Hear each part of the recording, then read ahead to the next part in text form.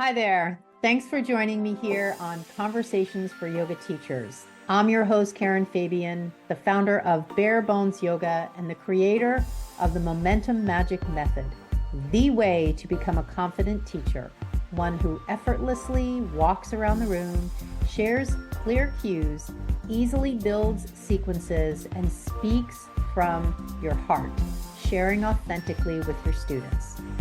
Here on the podcast, you'll discover new and inspiring ways to share your cues and create your sequences. You'll uncover habits and frameworks all designed to empower you so that you can teach in a way that feels authentic and natural. For some episodes, I'll have a guest, and other episodes I'll share with you on my own, and in each one, you'll always get action steps and takeaways you can apply right away to your teaching. In addition to the podcast, follow me on Instagram and TikTok for daily videos. You'll see a link on both of my profiles, my Stan Store link. Click it and unlock ways you can get the support you need to be the teacher of your dreams. You'll find links to the podcast, my free ebook, and other resources to help you be the best teacher you can be. You'll also find the link to my signature program, the Yoga Anatomy Blueprint Learning Program, and you can see if you qualify to enroll. So with that, let's get on with today's show. Hi there, welcome to Conversations for Yoga Teachers. I'm your host, Karen Fabian, and this is episode 342. I'm recording this on March 28th, 2025, and this is going to be an interview episode. I interviewed our guest, and I'll tell you about her in a second, a week ago on March 21st, and this episode's going live on March 31st. 2025. And I always like to give the dates just to give you some perspective. In fact, if you listen to a lot of podcasts like me, a lot of people batch their podcasts. And that sort of drives me crazy because you're listening to an interview with someone and they're referencing things that have happened like in the past, way in the past, and it doesn't seem very current. Rest assured that when I interview somebody, I put that episode up really quick. And when I do solo episodes, it goes up within 2 or 3 days of me recording it. So everything is pretty current. Now, of course, you might be listening to this episode sometime way out in the future, so time doesn't matter. But the good news is everything we talk about here is evergreen, so it always applies. Today, as I sit here, I am, getting ready for the end of March and going into April. And, as a listener, if you're, now that the first quarter of the year is done, if you're feeling like, man, I have some things I want to work on. And, the first 3 months of the year is done. And I'm really ready to get down to brass tacks and, be the teacher I really want to be. You're definitely in the right place. I can definitely help you. And I'd actually love to know what are some of the things that you want to do more of as we head into sort of the next quarter of 2025. So again, you can be listening to this any time of the year, but this question is relevant any time of the year because whether it's New Year's Day or whatever it is, it's always the right day to say to yourself, you know what could I be doing differently? What could I be doing better? All in service to me being the best yoga teacher that I can be. So with that, just keep in mind, the idea of feeling more confident as a teacher and having sort of a good understanding of anatomy is just what I've found to be two of the most central things that teachers tell me over and over again they want to do. So if either of those two things are part of your wish list, feeling more confident when you teach and understanding anatomy more, before I introduce the guest, I wanted to just hop on and give you this opportunity. Send me a direct message on Instagram with the words podcast offer. And I will share with you an incentive that you can take advantage of to work with me inside my program where you will emerge with both of those things. A great understanding of anatomy and feeling more confident. So my Instagram is Bare Bones Yoga. You can just send me that phrase, podcast offer. I'll know exactly what you're talking about, and I can share more about this opportunity that you have that's tied to the fact that you are a podcast listener. And it's one of the advantages to listening to the episodes of the show is that I share these special offers just for you because you're a listener of the podcast. So with that, what we're going to talk about today is a topic I've never talked about on the show before. So I'm really excited to share this with you. And it is a very current hot topic, and it's the topic of artificial intelligence. Now, before you start to think, what could this possibly have to do with yoga? Believe me, it has something to do with yoga teaching, and it's all centered around making your life easier. So let me first introduce to you our guest. Today's guest is Adrianne Jarrett. She's the founder of All Mats Taken, which bridges the worlds of yoga teaching and business technology. She has a background in ecology and is a certified yoga teacher. And she firsthand faced the challenges of building a teaching career in yoga without traditional studio access because she got started during the pandemic. So she started to draw on her experience in website design for wellness practitioners. And she realized many yoga teachers are struggling with the business aspects of being a teacher. And it inspired her to create this virtual summit, this virtual conference. And she called it All Mats Taken, the All Mats Taken Summit. And now it's in its third year, bringing together experts to help yoga teachers create sustainable businesses. And FYI, I'm going to be presenting at this year's summit in May. Today, Adrianne teaches yin yoga while raising her son and exploring how AI can support wellness professionals. And just a really lovely side note, her work has contributed to planting over 630 trees through summit ticket donations and counting. Through All Mats Taken, she remains committed to helping yoga teachers and yoga, getting it out there to more communities by empowering yoga teachers with essential business skills. In this episode, you're going to hear how you can use artificial intelligence, sites like ChatGPT, to make your life easier. Now, this has nothing to do with robot yoga, so it's not about that. It's about making your life easier by leveraging this new technology. Now, you're maybe listening to the show here on audio. If you do go to my YouTube channel, you can watch the conversation between Adrianne and I on YouTube, or you're welcome, of course, to listen to the audio version here. So with that, let's go to my conversation with Adrianne Jarrett.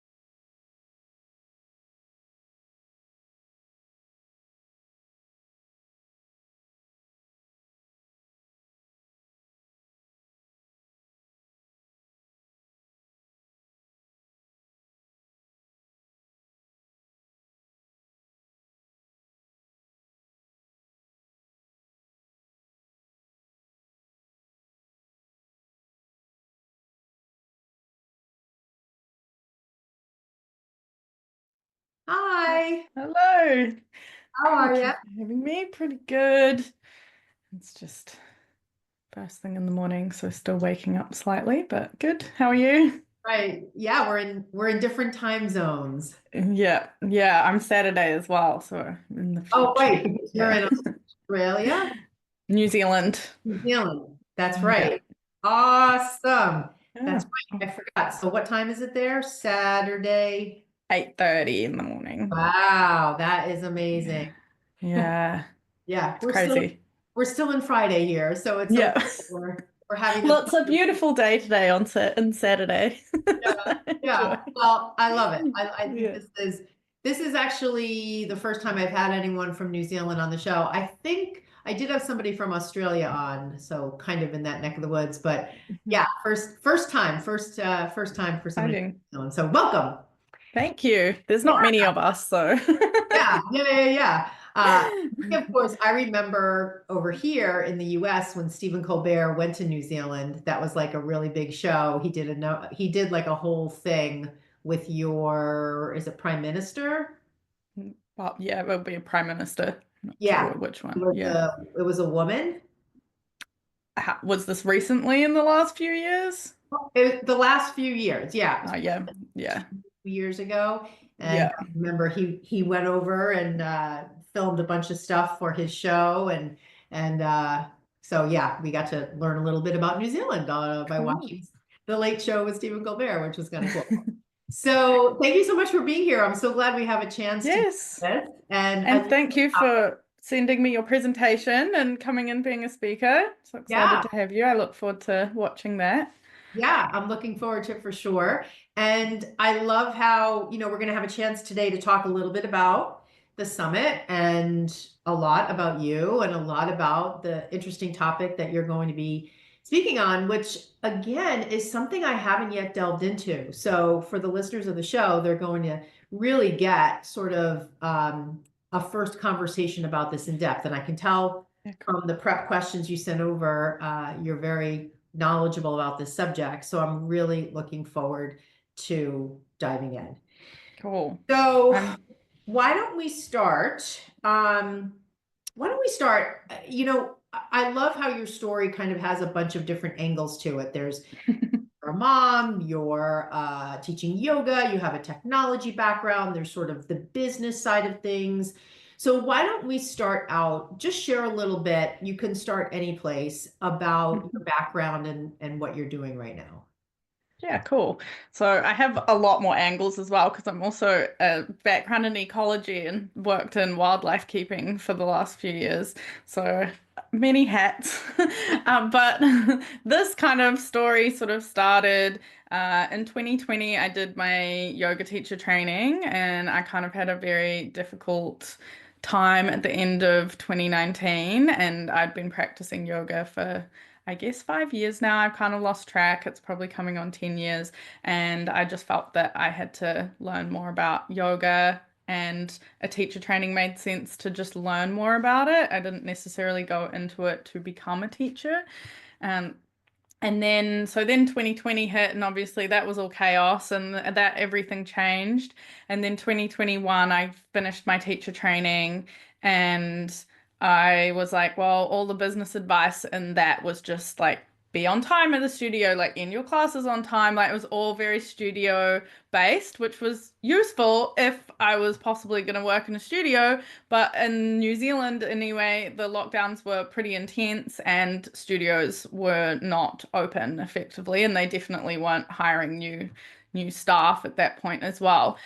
So I was I'd been sort of in the online space for a couple years while I was traveling. I needed income, so I started online writing, and then in 2020, I also launched a Pinterest management business. So I was kind of doing like online marketing stuff.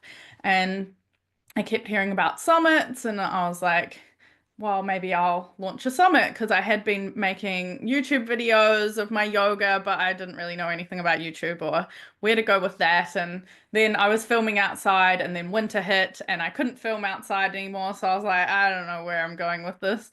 So that's kind of where the summit kind of came. It was like, at the time, I feel like I couldn't find much about yoga business, especially with the new online things. So I sort of tracked down everyone I could find that was talking about it to try and learn a bit about for myself. And then I thought, why not share it with everyone? Because I'm sure there's a lot of people in my boat that didn't really know what was going on either. So that's kind of how the summit sort of started. And then from there, I had a bunch of life things happen. So I didn't really try to teach too much because I went back to working full time as a wildlife keeper, and I was running my web design business, and there was just a lot of things. And then I got pregnant, and just as I was like, I'll start teaching, I got pregnant. So I was like, that's not quite the right time to start. So I ran the second summit, which was last year, and that went really well. And then now we coming out of maternity leave, and I've started teaching again. So it's time for summit number 3 because everything changes so fast as well, especially in the digital marketing space. So Yeah. Yeah. Well, I love that. It's certainly a whirlwind, a lot of different things going on. And yes. like you said, you sort of emerged right when the pandemic emerged and the timing was Mm, not great versus somebody who'd been teaching for a while. So let's talk a little bit about the summit because you've mentioned it a couple times along this kind of trajectory of what you were doing. And I want to be sure that the listener knows what that is. And I'd love to know, I mean, it's sort of a big undertaking to coordinate an in-person or online conference. So I'd love to know a little bit about, after you share what the summit is, how did you know that was something you could do and what's been involved in getting that set up? So why don't you just share a little bit about what it is yeah. first? Yeah, so the summit it's called the All Mats Taken Yoga Business Summit, and it's a virtual online event. It's basically a virtual conference for yoga teachers by yoga teachers to help them with the business side of things. And we also have a few other talks along there as well around philosophy and fun stuff because we're yoga teachers. But yeah, it's a free event. So anyone can attend for free you sort of have 24 hours to watch all the presentations, or you can upgrade to a VIP and you'll have ongoing access and all kinds of like extra goodies and add-ons that speakers and myself have put in there to help you with the business side of things. So that's kind of what the summit is in a nutshell. The first one we had about 16 speakers. Last year we had 24 speakers, I think, and then this year we've got 27 speakers. So it's growing a little bit every year, and it's gone from 2 days to 3 days to 4 days. Even though I was like, I'll make it really easy on myself this year because I've just had a baby. And then I was like, oh, I'll do this and I'll do this. So it's kind of bigger, but that's okay. Yeah. So it's really fun and it's free as well. So I know a lot of yoga teachers, especially starting out, we don't have a whole lot of money necessarily to invest. So I want to keep it free so that people have access to that information. But then obviously there's lots of cool stuff if you Yeah. upgrade to a ticket. And the presentations are very like actionable focused to actually learn something. So you leave being like, I can apply this to my business rather than like the webinars where you leave going, that was interesting, but I feel like I don't know it. Yeah. So it's very Sure. actionable focus to help people actually take action in their business. Yeah. So what's behind the name All Mats Taken, the All Mats Taken Summit? What's sort of the genesis of that? Actually, it was someone in one of the groups I was in. I'm terrible at naming things, I'll be perfectly honest. And they What's suggested like it, and I was what's like, the that's really vibe? fun. Yeah. So just so you can fill your classes, just grow your business, fill your classes, spread more yoga in the communities. Because ultimately, I do believe that the more people are practicing yoga, then the better this world will be. And I know that's cheesy, but everyone listening, we know how such a powerful practice it is. Um, Absolutely. Yeah. I mean, I totally agree with that. When I think about my mission as a teacher trainer, I think about how many blocks can I remove from a yoga teacher so that they can go out and teach in a way that's easy and fun and mhm. get more yoga out there. So I totally agree with what you're saying. Now, how Yeah. did you know? I mean, it must be a lot of coordination. I know just for me being a presenter, you and I have gone back half a dozen times and you have 26 other people. So how did you know that you had the skill set to be able to do, like, let's say the first one? Had you done this sort of thing Mm. before? No. So I used Kirsten from Summit in a Box. I'd been listening to her podcast for a while and she just convinced me it thought it would be a very fun thing to do. And there's obviously a lot of organization and I do really thrive on that and I do really enjoy the organization of it. But I used her programs and I would highly recommend if anyone does want to run their own summit. she just breaks down everything into like tiny little micro steps of exactly like what you need to do and when. So it made it so easy, and there's templates and things to get you started. So now Got that it. I've run it twice, I don't really need to rely on that because I kind of have all of the gist of everything. But um, yeah, it was so helpful. And one of the biggest compliments I've had from quite a few speakers over the years has always been how organized it is. And I will thank Kirsten for a large portion of that, just giving you learning how to do it. And it is just a big event and it's really fun. And I've nerded out on it a lot, and now I've discovered that I really enjoy organizing things as well. I just thrive on the organization and just having like a temporary project rather than something that's ongoing all the time. It just really works with my sort of style of working. So next will be a retreat at some point, just for the mere fact that I want to organize it as well. Yeah. So more of an in-person.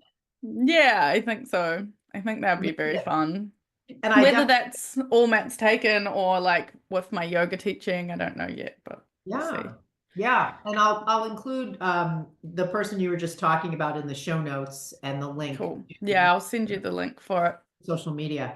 Perfect. So, I mean, you kind of go in two different directions. You know, we can talk a little bit about when you're teaching your classes, like just how that's going and how you're feeling and kind of what kind of style of yoga you teach, what your mission is there.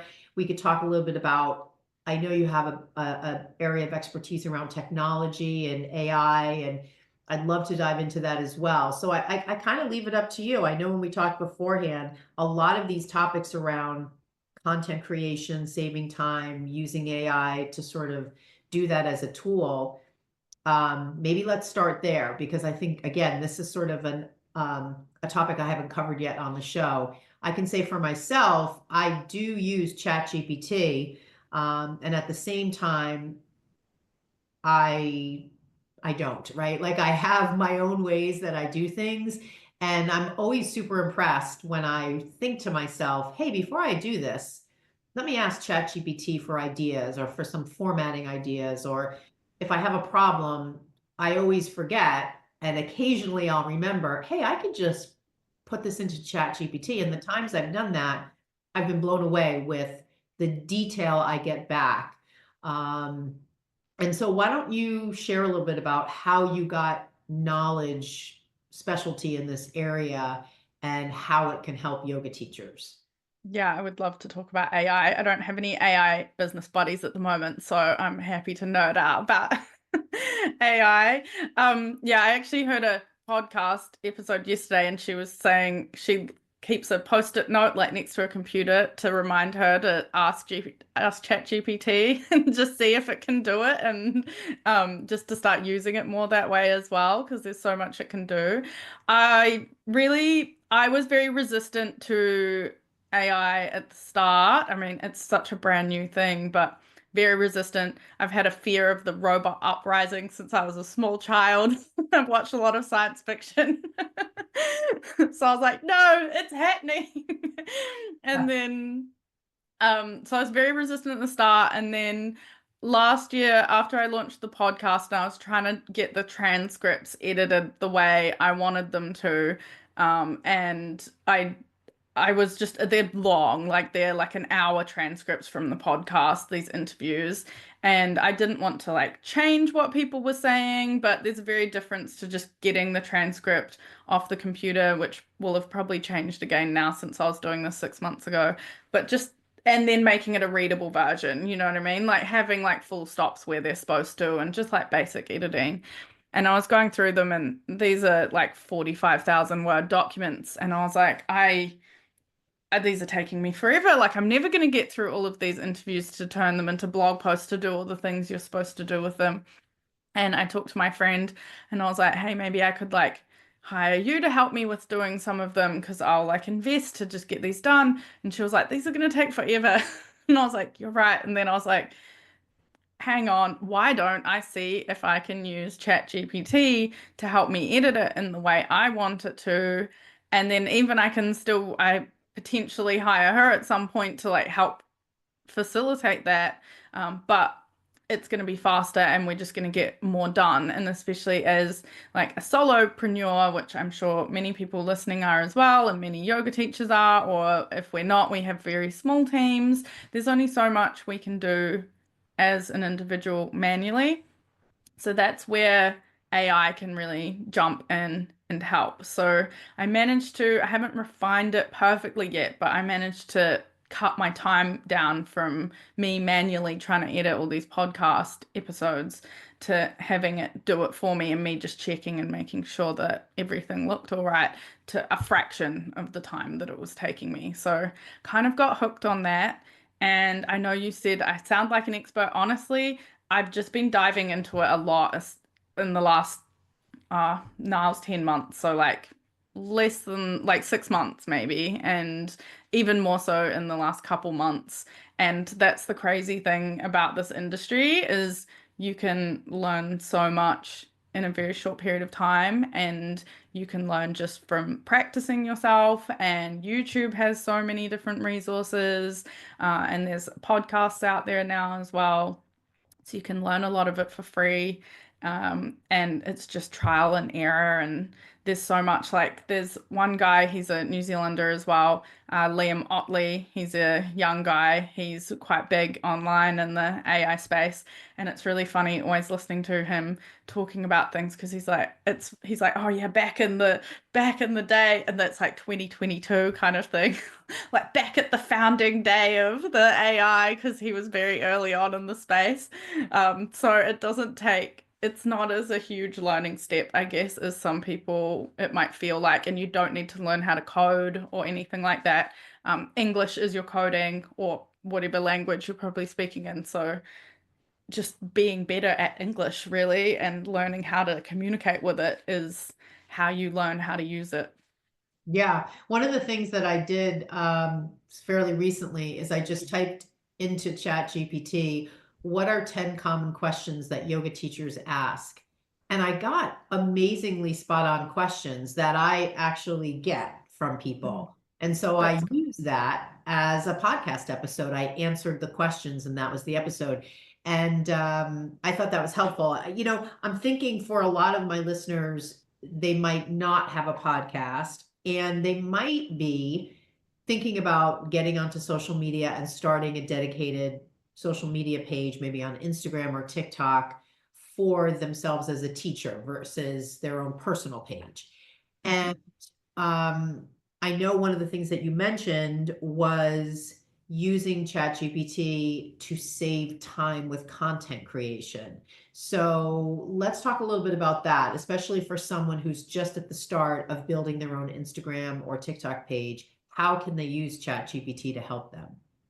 Yeah, so I think the main way to think about the AIs, and Claude is another one I use, which is really great for writing as well, specifically around ChatGPT. But it's to think about those automated tasks that are repetitive that you don't want to do over and over and over again. And then think about how you can replace that repetitive task with an AI.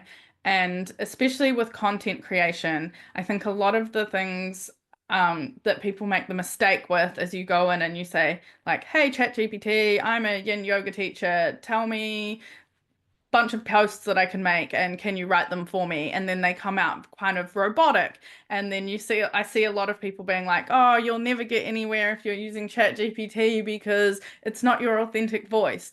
But we can train them to be our authentic voice and speak like us. So we're not using the AI to replace us and our creativity and our message and our voice. You still want to do some work around like your messaging, who you're talking to, who your customer is. You can definitely use AI to help you like flesh that out, but you're kind of like the top level creative, and then you're using them as like your assistants to just make it happen and amplify it in a faster way. So it's an amplification tool. So at first, I would go in and make like a brand voice. So if you haven't started anywhere, you're just starting your Instagram from scratch, think about the type of content you want to create and maybe write a few blog posts that you think are key. And you can use, like you mentioned, you ask it like, what are students asking questions? Like, for sure, use it for that kind of ideation if you need to, or just pick from your own sort of brain as well and make a few core pieces of content. And then we can feed those core pieces of content in and be like, can you please help me write carousel posts? Can you please like pick out some highlights for me to make my reels? Or there are different, I wouldn't use ChatGPT for the reels, but there are lots of like video editing software where if you've got a video like this one, we can be like, hey, can you like pick out all of the key highlights and turn them into short little reels for me, so then you can use those to share on social media. So instead of manually going through your video and being like, oh, I like that 20-second clip, often you'll need to tweak it a little bit for that kind of thing, so you can just sort of move it around, but it just speeds up that process, because there's this lot of pressure on being like, make all the content all the time. And so you can still do that and keep it authentic using these AI tools to basically amplify it and just take a lot of that grudge work out of it, if that makes sense.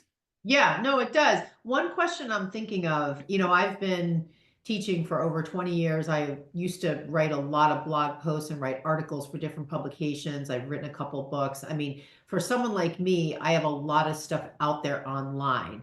Hmm. For someone starting out, when you were mentioning before, uh, feeding in some pieces, some original pieces of content, is that the sort of thing you would do in a custom GPT or the general GPT? You can do both. Like Okay. ultimately, I would probably make it into a custom GPT, which I'm still playing with exactly how Yeah. to do that. That's my plan within the next week, is that I'll be building custom GPTs for help me build out marketing material for the summit.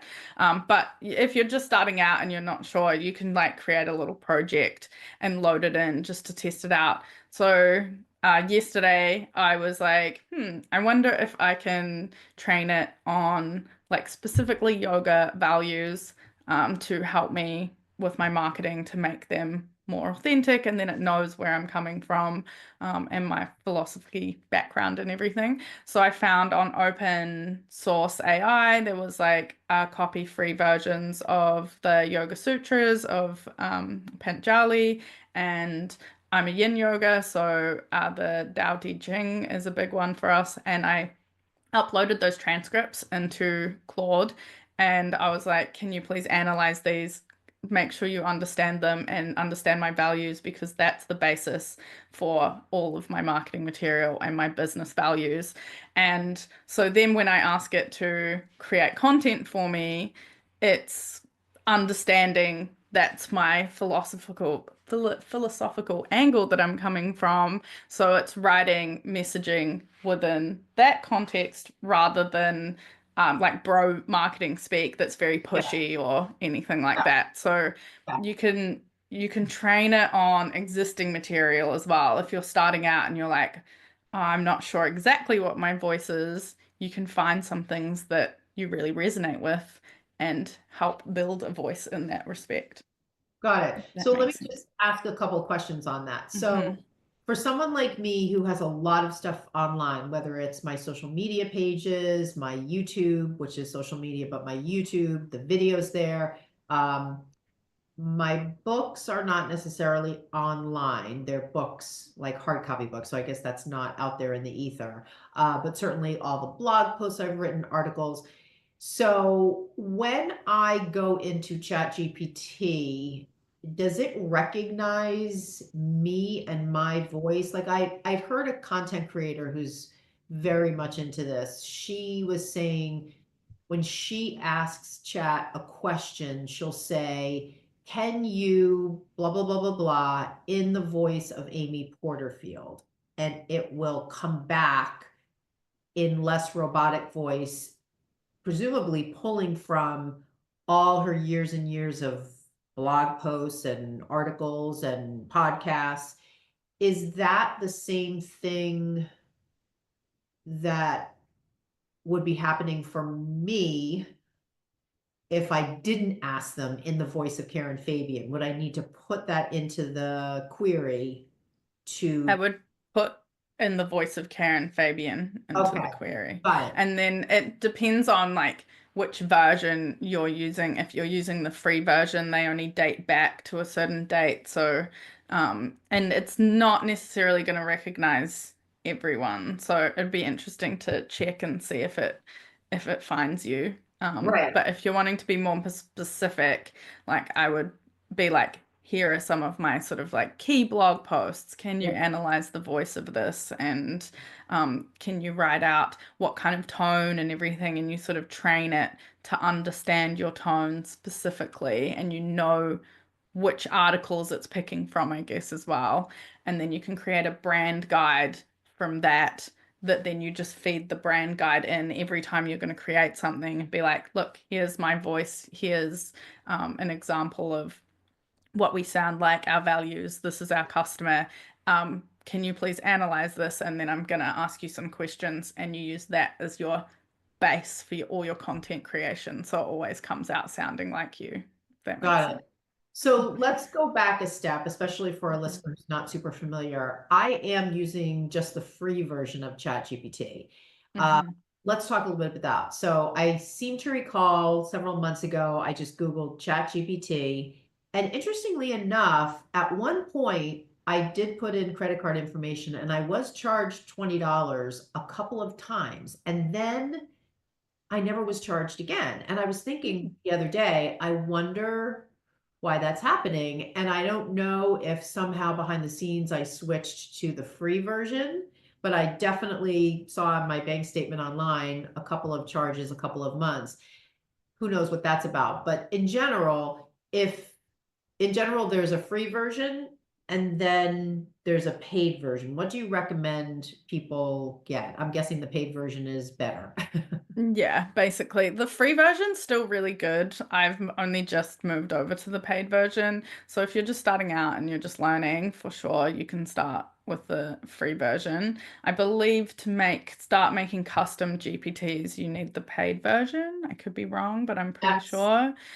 The main difference as well that I'm aware of, is that the free version, I can't remember what date, but it's like scraped the internet till like 2020 or something like that. So it doesn't, or 2022, it might be when it started. So it doesn't have like necessarily up-to-date information as much as the paid version. That's Okay. like the main. So if you're like, I need facts about 2024 data from something, it's not necessarily able to get that. That's as far as I understand it. Got it. But you can definitely start with the free version, especially if you're doing like marketing things and trying to understand and just playing with it and just learning, and practicing your prompts and communicating with it. The free version is very powerful. You just might get locked out a little bit sooner because there's only so much sort of chat it'll give you at Uh, one time, and depends how long you're talking with it. It might be like, sorry, you've used your limit and now you have to wait for a few hours. Got Whereas it. you get longer with the paid version. Got it. And when you're talking about loading information into it, are you cut and pasting from something you have, some source document, and then just pasting that into Yeah. ChatGPT? Okay. Yeah, so you can have like a Google document with all of your things, and you just drag in the file, and when you're writing your prompt, you just drag it in. Okay. Or you can have like projects where you drag in that file and then you bring your chats off that project. So you always have that base information in it. And then you have different little chats off that, if that makes Yeah. sense. Yeah. And then for the books they were HTML files. So yeah, I just dragged and dropped them. I believe I haven't played with ChatGPT as much as I've played with Claude, and I know Claude can't do this, but I believe ChatGPT can read screenshots and things better, whereas Claude, you need kind of PDFs and things a little bit more. Got it. Okay. So one of the things, we had talked about beforehand was this idea of how to use AI for content creation. I know we talked about that a little bit before. I'd love to just get a little more specific for the listener so that they can walk away from this episode with maybe some ideas that they can experiment with. So let's say someone has an existing Instagram or TikTok page and they've put a couple posts up, but it's sort of stagnant and they feel this pressure to come up with content on a weekly basis and they're sort of out of ideas. How would you recommend somebody like that use ChatGPT to come up with ideas, maybe on Monday for the week ahead? Yeah. So I would start by explaining. So there's a kind of the idea in AI like garbage in, garbage out. So the first thing you want to understand is that you probably need to be a lot more specific than what people necessarily are sharing. So you want to have a really long prompt, like it's going to be longer than what you think it's going to be, and Wow. really explain like who your customer is as much as you can in as much detail, and how you're helping them, and everything about your brand, and just really explain that and what it's going to do, and be like, hey, chat, like, this is my customer. This is how I help them. I really need you to help me create some content. You want to ask it to step into a role, and you kind of want to keep each chat for one role. So, say we're making carousel posts for Instagram, try to keep it just as that one. Because if you go, oh, that's great, now can you make blog posts, for example, it can get a little bit confused. They're just baby robots that we're talking to. So sort of remember that. And then be really specific. And then if it's like ideation that you need, you can just be like, based on my customer profile and that, acting as an expert social media manager for Instagram, could you please help me think of 10 ideas or 20 ideas that I could share to on social media to help my customer to engage, or maybe whatever your goal is specifically. Like if you want to do sales and launch, then that's going to be that, include that. If you're just trying to like engage and create content, then discuss that and then see what comes up. And then you can, if you see something that you like, you can just be like, oh, I love number 1, 2, and 3. Could you please expand on more of that? Like, what are the key points that you think I should include in that? And then see how you go. And then you can even be like, awesome, can you please now write up the entire like carousel post and format it and everything, and then you can just like copy and paste that into Canva or something.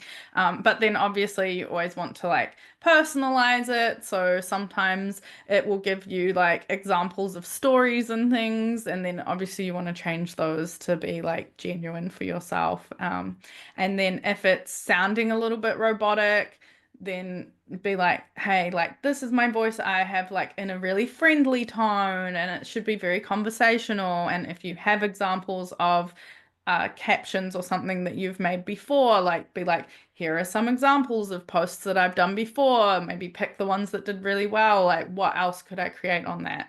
Um, so a lot of it's just trial and error a little bit as well. But if you use some of your existing content, if you have it, that's going to just improve the output you have, and just save you so much time. And then you can do that for like half an hour, maybe even less, like 10 minutes chatting to it, and it'll be blown away by how many ideas it's just given you. And you now have like your whole month's worth of content planned out.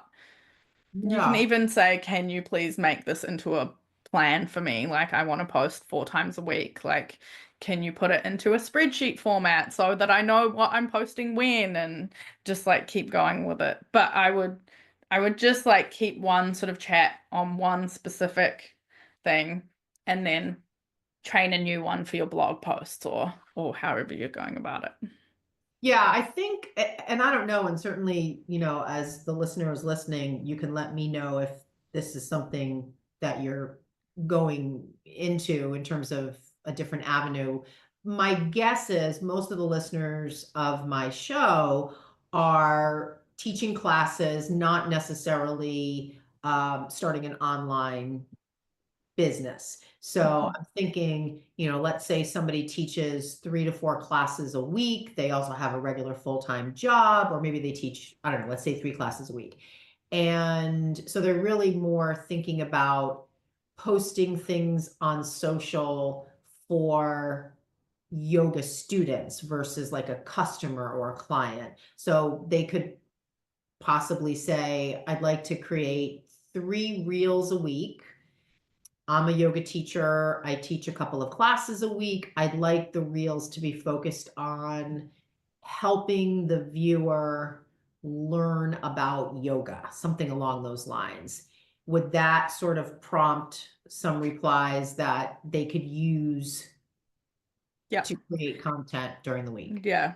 Yeah, I would do that. And as I mentioned before, you can then find like the open source documents for the Yoga Sutras, for example, and put that in there. And you can be like, I'm trying to teach everyone about the sutras. Can you explain this can you break this down in a way that is really easy for a beginner to understand in this tone of voice? Keep it really conversational. When I put them in yesterday, it was like, would you like it? Because the other thing with them, which is kind of creepy, but if you are nice to them, they will be more helpful to you. And they have done studies and they have found this. So if you ask it like, that's a great job, thank you, how are you? And you're like really nice, like, I appreciate it. They will be more helpful and they will be like, oh, would you like me to do this now? And then I had it be like, oh, would you like me to create a like list of content that you can share for social media for teaching people how to understand the sutras? And I was like, that would be great, but at the moment I was using it for a different purpose. So it did just offer me that once I trained it on the sutras and how to like it knows them better than I do now, for sure. I actually heard something within the past week or so about, I don't know if this was a New York Times article or in another source, but a woman actually trained AI to be her boyfriend. And so Oh, she spent several weeks developing a relationship with this AI. it's like the Yeah, movie Her. yes. And yeah, crazy. I love that idea in terms of philosophy because a lot of yoga teachers tell me they want to share more yoga philosophy in their classes, but they're not sure how. And so Hmm. love the idea of using AI to do that. You know, one of the things as I was looking at our questions in the pre-interview conversation we had is about what is a common misconception about AI. And I sort of, even though they're different, I sort of think of AI and Bitcoin blockchain as sort of the same thing in that they're so much more popular now in the common vernacular, but the average person on the street probably feels a little overwhelmed with being able to understand or explain what either is. Hmm. And so I think, you know, for the listener, they might have a misconception that it is very hard and very complicated, and I need to have a technical background to use AI. So, what would you say to somebody listening who, you know, I have a full-time job, I teach yoga a couple times a week. I'd like to also start a social media channel and leverage AI to help me do that, but I'm not computer oriented and I just don't have a lot of time to learn how to use this, and it's going to be really hard. Would you say that that's a belief or just something? Yeah, so that's pretty common. I kind of felt that at the start as well, because I did look at it a while back when it kind of all came out, and I was like, and I put it in the too hard basket for a while there. So I know I'm still early kind of adopting, but I'm definitely slow compared to a lot of people because it's such a fast moving pace. I'd say it's so much easier than what you think it is. And you just have to like ask it questions. And if you have tried it like me and you're like, oh, but I just kind of got like crappy answers out of it, it's the prompt. So you just have to practice the prompt. And I'm gonna do a whole presentation about prompt engineering at the summit this year as well, if anyone wants to learn more about that. But even if you just want to get started now, just practicing like being more explanatory. Like imagine it as an assistant and you're onboarding them into your business and you really need to like explain how would you teach them the job that you need to do. You don't need to code. So if you're worried about that from a tech perspective, like you do not need to code or anything. You just need to open it up, log in for free and start asking it questions. And I think one of the things that it's really important for people to start doing this, and especially within the wellness area, because a lot of people, like you said, are generally kind of tech averse in this sort of industry. Like, we just want to go and teach our yoga class or Reiki or whatever it is that you do. You just want to help people, and then we can kind of get a little bit left behind. And from what the more I've been learning about this, it's just taking over, and it's going, you can ignore it for a while, but it's at some point it's going to take over the same way as cell phones have and like computers have in like my lifetime. So if you start now and even just learning the basics now, you're not going to get as left behind when it comes to a point where your bank or something is like, no, we now use AI for this, and you need to actually use it. You're going to be a lot more prepared. So I think it is a good idea just to start practicing with them and playing with them and seeing what they're capable of, so that you don't get left behind later. And once you start, you'll realize how much it can help you, especially in your business, and how much it can replace the jobs you don't like doing, especially the business side of stuff. You can get it to help you and outsource it, and all the content creation and social media. You can use it to make your life so much easier. So you actually get to teach more and do what you enjoy the most and help more people ultimately. Yeah. And we haven't even really, because that's really not the content we're talking about today, but in your life, you can use it, I'm sure. I don't actually do that right now, but as you're talking, I'm thinking the more comfortable you get with it in terms of yoga teaching, you could start to train it around different things like shopping lists for shopping and things like that. Yeah, there's so much. I haven't really used it personally yet very much either, but I was talking to one of the other speakers the other day, and she was like, "Oh, here's a tip." We were talking about it was sort of difficulties like with other people, like challenging communication with some things, like mental health sort of stuff.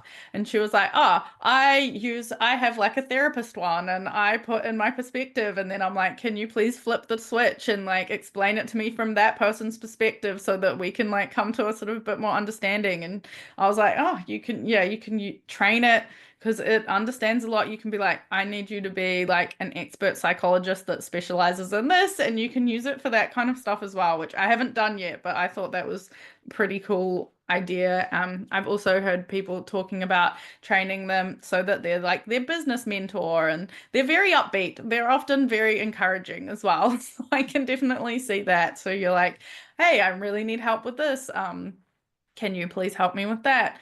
And I think just while we're on misconceptions, another misconception, and this ties into the fears of it, is that it's going to replace people. And it's not at a place where it's capable of doing that. It's growing very quickly. So who knows what the future will look like, but it's not going to replace it. People using AI are going to replace people's jobs that are not using AI. I can think of one industry that I've not heard anyone mention, but it occurred to me yesterday that I think has probably completely replaced it, and that's transcription writing from videos. Because that was a job like in 2019 that I was looking at doing when I was working overseas. Like, it didn't pay much. That's probably why no one's talking about it, but that's been completely replaced. But you still will have people as the like higher level creative things. So there was um like we're at the moment we are talking to our computers, and we can only communicate with our computers as fast as we can type. And the way that AI is kind of transitioning is that you're basically using the AI as the person typing into the computer, if that makes sense. So instead of having a farm of people all desperately typing into their computers, the AI replaces the person doing that, but you still need the person thinking about the ideas and running it and driving it and being the leader. So you're going to see a bit of a more transition into, if you're a creative thinker and you're running things, then you're getting a lot of help. I hope that made sense. Yeah, no, I mean, there's no doubt the higher level human sentient tasks will remain with the humans, and the humans won't have to do as much of the rote stuff. And I think that will make jobs more enriching and more fulfilling for the people doing them. And there might be a shift in that there will be less jobs because a lot of, like, just take transcription, or even call centers. There used to be hundreds of people answering the phone, and now that I know when I call to make a hair appointment, they have at the salon I go to a really well-trained AI and to be a human. So yeah, there is some job loss, and at the same time, I'm sure there's jobs that are more rewarding and pay more because they do require.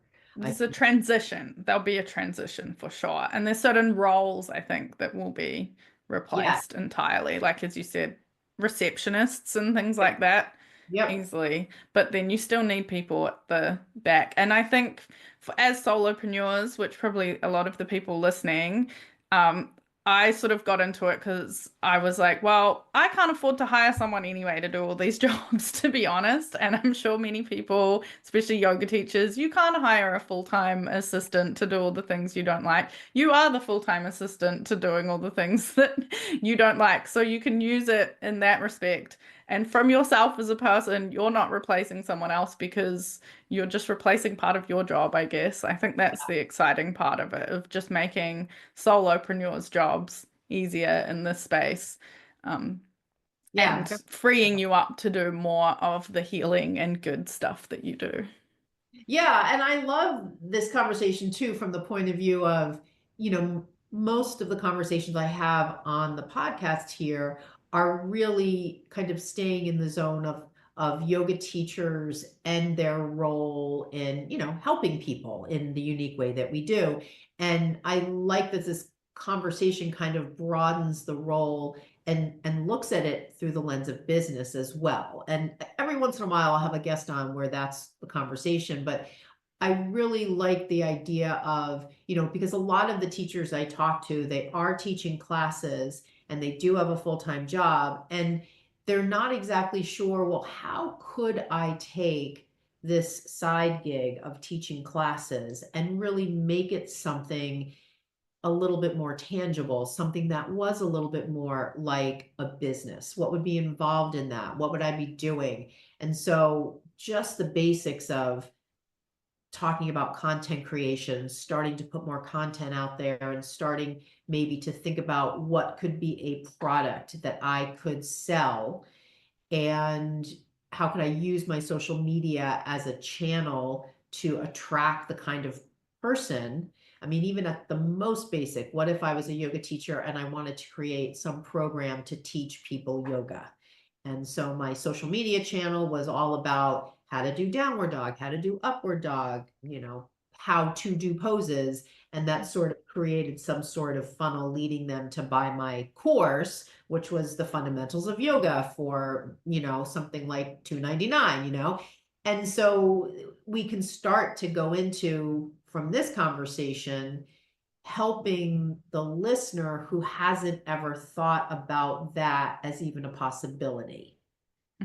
I remember when I was starting as a yoga teacher, because I had 25 years of business experience in the corporate world, as soon as I started teaching, I thought to myself, there's no way I'm going to make enough money if I want to do this full time if I'm just teaching classes, because it's just not scalable. There's not enough that I can personally do. Even if I was teaching 10 classes, 20 classes a week, it's still not enough money and I'm running all over the place.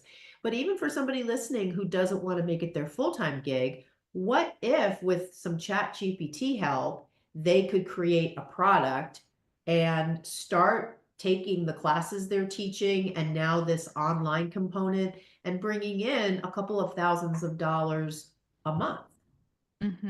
Yeah.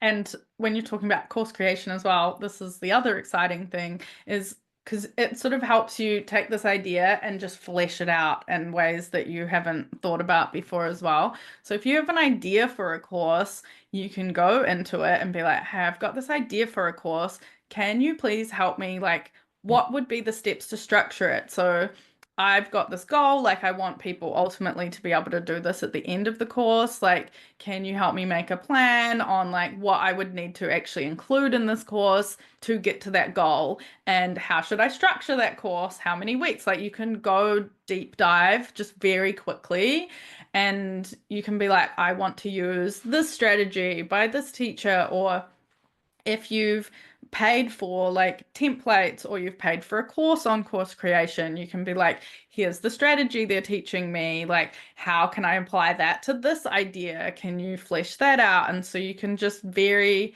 quickly take this like little spark of an idea within a very, very, very short amount of time and actually turn it into a product. Like, can you Yep. help me draft a workbook based on that that will help my people do this? Like, what type Yeah. of questions? And then you just have to go in and like tweak it and refine it and make it more your own. Yeah. But if you're using your voice to train it and your brand and your ideals and your values, then you're going to get a really good output as well. So it's like amplification of Yep. message really quickly, and it can make things like something that could take you months just on your own trying to figure it out. You can like just scale that down into potentially an afternoon Yeah. going back and forth.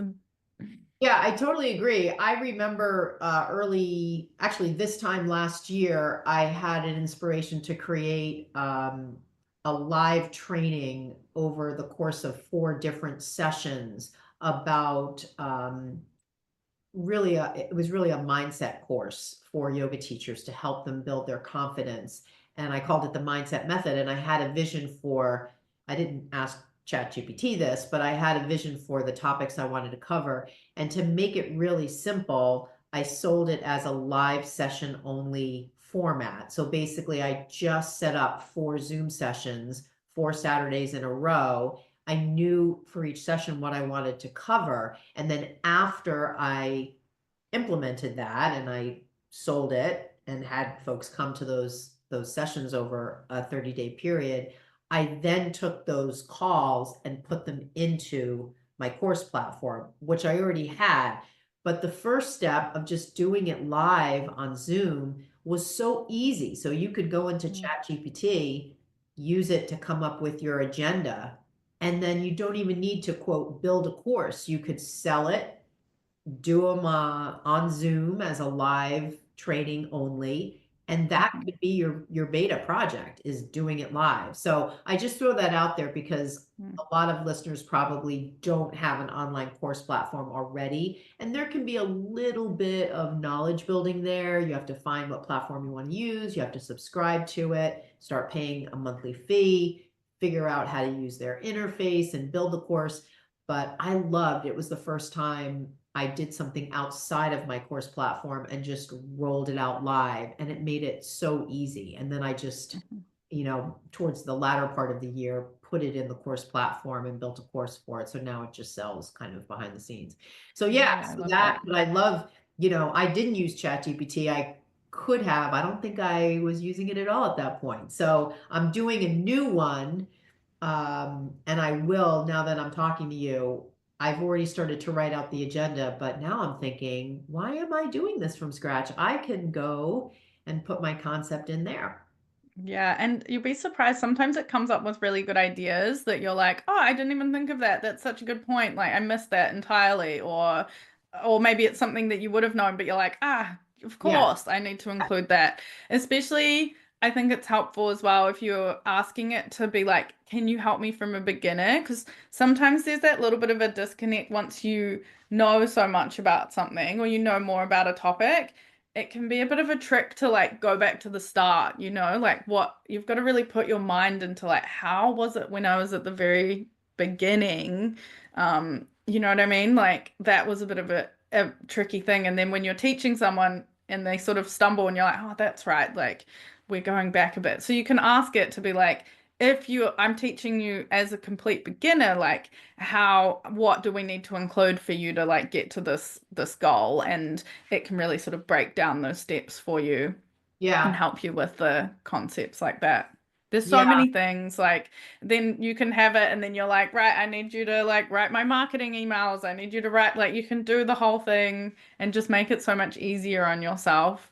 And I guess I really like it from that perspective, is talking about the courses and making it easier and getting them out there. Because if you've got an idea for a course, but then you're like, oh, I'm too bogged down. I don't know the tech. I've got to learn all the things. Like you said, you've got to find a platform, all of that You'd be like, how can I make this easier on myself to actually just like get it out there?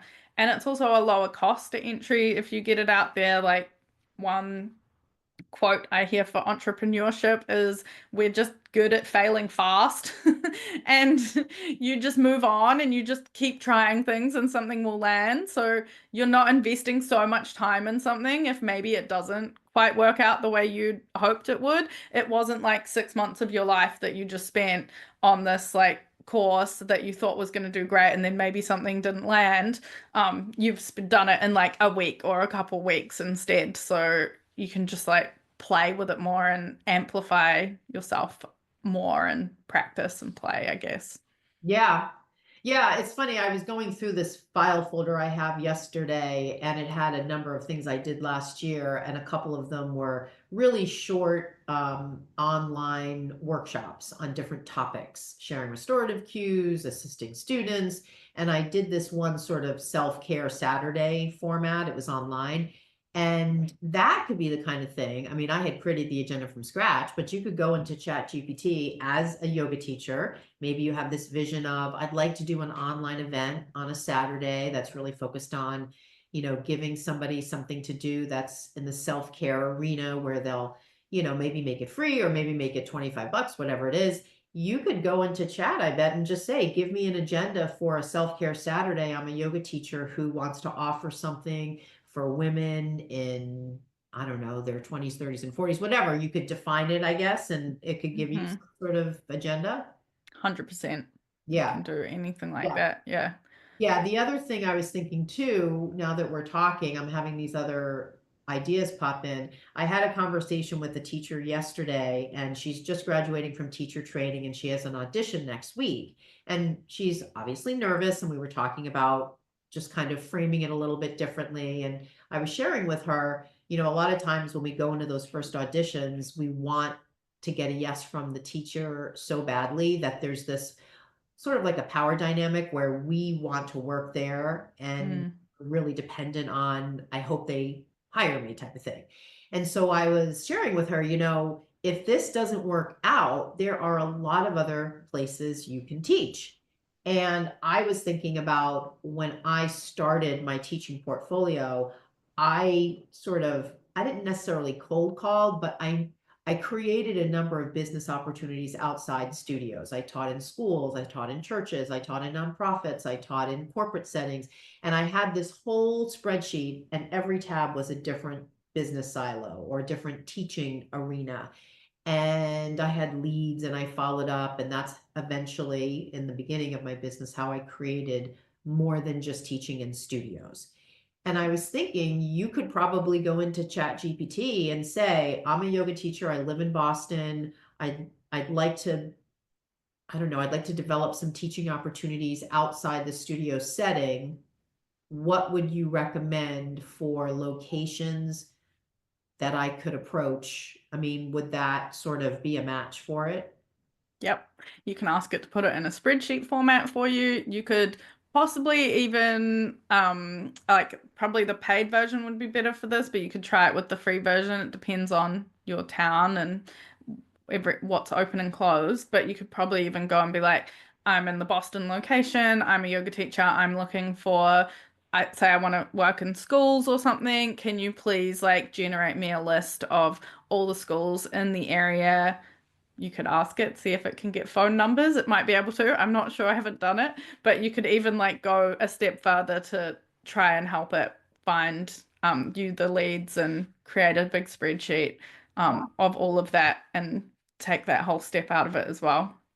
Yeah, I mean, I think of source data on like LinkedIn, and I think of ChatGPT as probably pulling from source data that comes from LinkedIn. So once you allow that to be a repository of data, I mean, that has names, hiring managers, health and wellness director, like I'm sure all sorts of people that you would be talking to, like somebody in HR, a company that's in charge of the wellness programming. Yeah, I just in talking to you had that thought, so I'll send that over to her. Once you start like trying to think of little things, you just like go down this big rabbit hole and you're like, oh, I could do it for this, like, oh, Yeah, this, and like, yeah. Well, it's oh, all funny. these things. I've been using it in the business sense, I haven't really been thinking about it in the sense of like, I'm a yoga teacher in some of these scenarios, but now it's like, wow, there's quite a few things like you could ask it that could help you grow your teaching opportunities, create me a workshop agenda for a workshop focused on restorative poses, those sorts of Yeah. things. You don't have to start from scratch. Yeah, I love Yeah, that. there's so many things. I will say one thing, while you're using it, just be mindful that sometimes it makes stuff up. It's not perfect. It's like that's why people are still important as well. So if you're using it for research particularly, um it just I've had it lie before to me, Claude, and I was like I because I was like, "Oh, can you like find me what was I asking it to? I was helping it make me a workbook, and I was like, oh, I was trying to get it to find me some data or something, and then it did it, and then I was like, oh, can we change this? And then it didn't change it, and I was like, um, why didn't you change it? And it was like, oh, I can't actually do that. And you're like, why didn't you tell me you couldn't? Like, I need to know these things. Where did you get this information from? And they're like, oh yeah, you're right. I did just make it up. And it admitted it. This was on Claude, not ChatGPT. So if you're asking for anything that kind of needs like references or something, ask for the references. Do go back and like check the sources for certain things like that. Just be aware of that. I was just thinking because I was mentioned like you could possibly even get phone numbers. If it can't get it, it might just make it up. So I just like check those things maybe. Um, but yeah, so just bear that in mind. It's definitely not perfect. I think that's another misconception that it's all knowing and it'll steal everything. It won't. It's like talking to a little kid sometimes. It'll just sort of try to keep you happy as much as it can and it'll fill in gaps that it doesn't have all the time. No, I do know there is a personality factor because when I do ask it questions, it'll always end with, do you want me to do blah, blah, blah? And I'll be like, no, it's okay. The info you gave me is great. Okay, good luck. It sounds Yeah. great. And you're like, Yeah. wow, that's amazing. It won't necessarily do that though if you're not nice to it. So you're obviously nice enough to your GPT. I, If you're not nice to it, it'll just be like, "Yep, here's the task done." It won't be like, "Can I follow up with anything?" yeah, it is a little creepy, but I am Yeah. so intentionally. So Yeah. it does seem to respond positively. Yeah. I want to keep the robot overlords happy when they Yes, eventually take us over. yes, very true, very true. It'll spare us. Yeah. So let's do this as we're kind of wrapping up. Can you tell the listener about the summit? I'm thinking this would be a good time. I'm going to be presenting on anatomy in the Yes. pre-recorded version. I'm going to be doing a live presentation on building your confidence. You've got 27 speakers. Like, tell us a little bit about what's happening, when it's happening, and how to sign up. Yes, so it will be on 15th of May to the 18th of May is the live event, and you can go sign up and to allmatstaken.com. I have a waitlist page. You'll see it at the top. You can sign up for that now, but officially registration doesn't open for another couple weeks. We have 4 days. So the first day is about mindset and community building, so kind of those foundational things that we need. Day 2 is honing your skills. So it's a little bit more personal development. We have people talking about like weaving themes into your classes and how to get people coming back to your classes and just to how you design your classes. We've got someone talking about getting the stories behind asanas and all of this kind of stuff. So there's lots of fun stuff on that day. Day 3 is around crafting your offers. So a little bit more about like how to build workshops, retreats, all this kind of stuff. And then day 4 is very digital marketing focused. So then how to take all of these beautiful things that we've made and then get it in front of people. And we have a bit of social media and copywriting, and I'll be talking about my AI prompt engineering to help you and kind of all more techie day for the 4th day. It's going to be lots of fun. As I mentioned, we've got 27 speakers and 30 presentations because I'm doubling up and I have another speaker doubling up. And then we have the pre-recorded side, which is for free, and then live side, which is for everyone that upgrades, that'll have your awesome live. And we've got quite a few other speakers doing lives, and we've got mastermind groups and some business hot seat coaching as part of the live event, and there's so much in there. So definitely go have a look. The waitlist is allmatstaken.com. allmatstaken.com. And of course, we'll put the link in my show notes. Okay, got it. Well, this was so much fun. I mean, this topic, I love bringing it up, and I really hope it empowers people to start to go into ChatGPT and play around in there. I know some of these things we talked about are just really relevant, tactical questions that I get from teachers, and I hope it expanded people's minds a little bit to what's possible. Yeah, So thank you I so much hope so. for sharing this. This is great. This has You're been welcome. fun.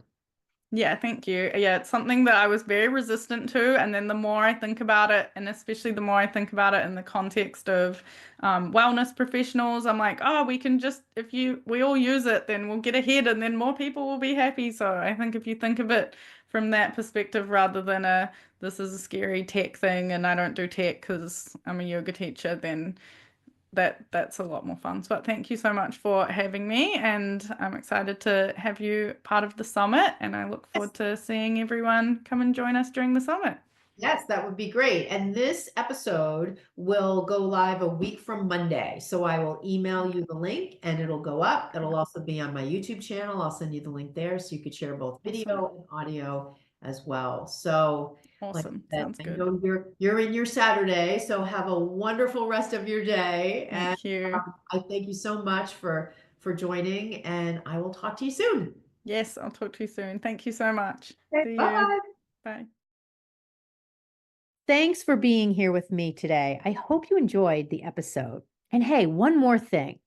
While I don't know you personally, I know what a yoga teacher looks like who's ready to have a breakthrough to being the kind of yoga teacher who walks around the room, sharing cues you know the reason for, understands anatomy, teaching signature sequences without notes or any need to practice with class, and loves teaching yoga without stress, anxiety, or nervousness. If you are ready to be that yoga teacher, here is your next step. DM me the words podcast offer, and I will give you a special incentive to work with me inside of my signature program just because you are listening to the podcast. DM me on Instagram at Bare Bones Yoga. I can't wait to hear from you.